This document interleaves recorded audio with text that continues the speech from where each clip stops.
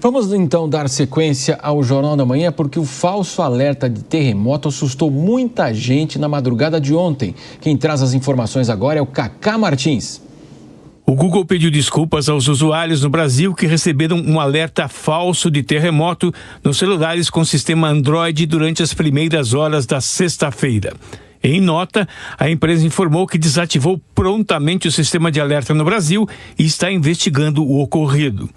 Moradores dos estados de São Paulo, Rio de Janeiro e Minas Gerais receberam por volta das 2 da madrugada uma mensagem sobre um possível terremoto na altura do litoral paulista de até 5,5 graus de magnitude.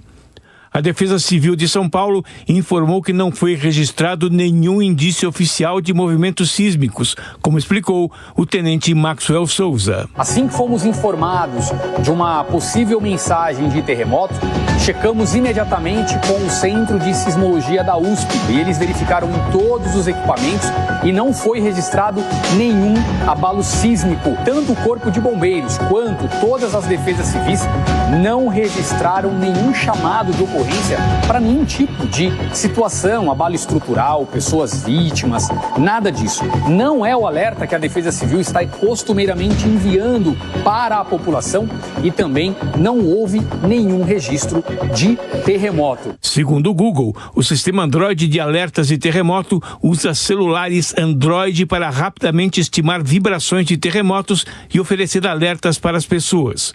Os moradores que receberam o informe também encontraram instruções sobre como agir, tais como o uso de determinados tipos de calçados, a verificação das saídas de gás e a permanência em edifícios não danificados.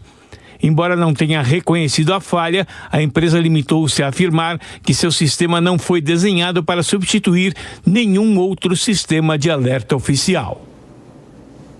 E ainda sobre este assunto, a Agência Nacional de Telecomunicações, a Anatel, abriu uma investigação sobre o envio de alertas, portanto, de terremoto para moradores do sudeste do país entre quinta e sexta-feira. Está de volta conosco a Beatriz Manfredini para trazer todas as atualizações. E é ruim, né, Beatriz, porque nós estamos nos habituando a receber alertas da Defesa Civil, temos que segui-los, evidentemente, e aí tem toda essa questão que envolveu terremoto e assustou muita gente. Seja bem-vinda. Oi para você mais uma vez, Marcelo, para todo mundo que nos acompanha. Exatamente esse ponto foi tocado, inclusive, pela Anatel. Os alertas da Defesa Civil, que são novidade aqui em São Paulo e em vários outros locais do país, eles estão fazendo com que a gente crie uma rotina agora, né? De tentar entender o momento em que esse alerta toca, que é preciso ficar em casa ou ir para um lugar seguro. Muitas vezes tocando esse alerta antes da chuva começar a aumentar. Então, ou mesmo quando a chuva fica muito severa e a pessoa precisa correr para se abrigar.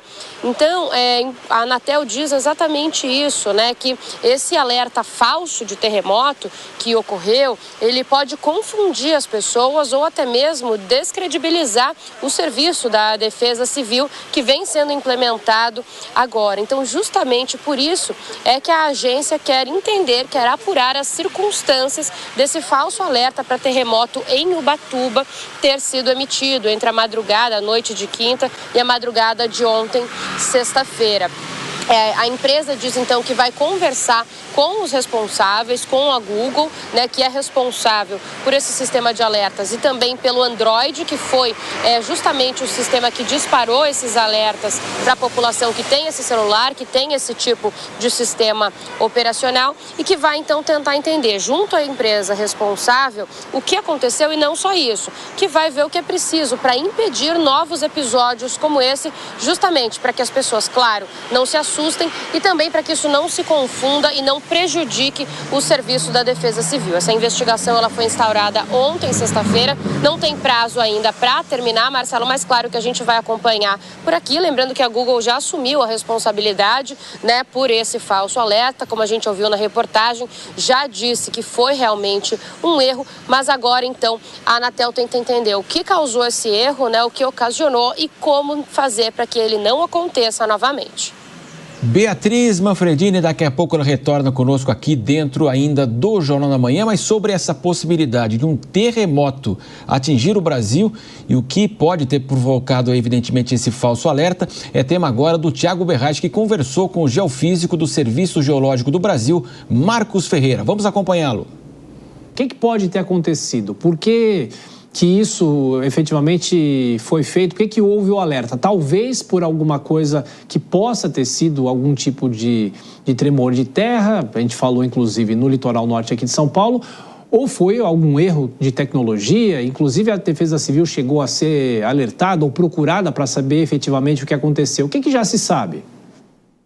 Bom, no Brasil nós temos uma rede sísmica de monitoramento que é constituída pela rede sismográfica. Então, usando esses equipamentos, são sensores especializados para esse tipo de situação, nós conseguimos saber que realmente não teve nenhum tipo de evento naquele local. Com relação ao que o Google usa, ele usa os acelerômetros dos celulares. Então, às vezes, algum tipo de mal calibração ou uma classificação automática pode ter soltado esse alerta.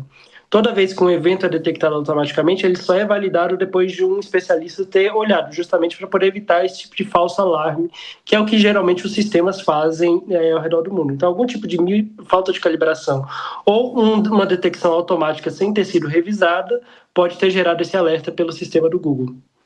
E para esclarecer a nossa audiência, qual o tipo de alerta que deve ser levado em conta nessa discussão sobre um tremor de terra? Porque aí se fala em 5,5, esse é um índice impossível de ser registrado aqui no Brasil. Qual é o alerta que deve realmente ser levado em conta, o que as pessoas devem fazer ou não? Bom, esse tipo de evento nessa magnitude já ocorreu no passado no Brasil, há mais de 50 anos, por exemplo.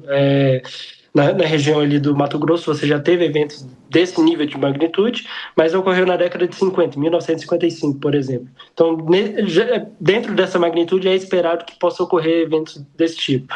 Numa situação que a pessoa esteja sobre ocorrer no evento, ela tem que procurar locais onde ela esteja mais segura.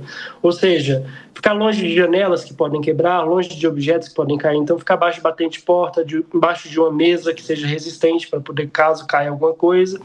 E evitar sair descontrolado, descendo escadas ou coisas do tipo, porque às vezes, no processo de tentar evacuar algum local, pode acabar tendo algum tipo de acidente justamente pela muvuca que pode ocorrer. Então espera passar o evento e depois busca danos e aí, se for o caso, sai para a rua e aí espera. Mas no Brasil nós não temos eventos tão fortes assim, embora nesse nível de magnitude possa ocorrer, já ocorreu também.